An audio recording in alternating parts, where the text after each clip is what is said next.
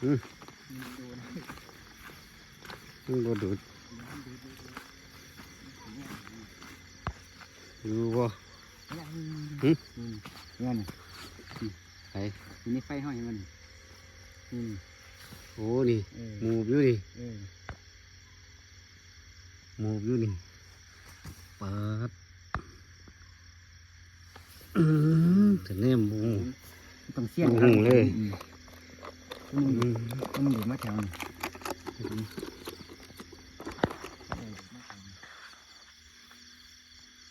มีได้แล้ว สวยแล้วครับ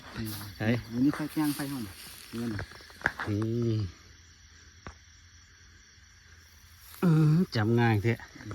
มันบ่โดดบ่หยังนี่ตื่น มันหมูมันบ่เดือดมันหมู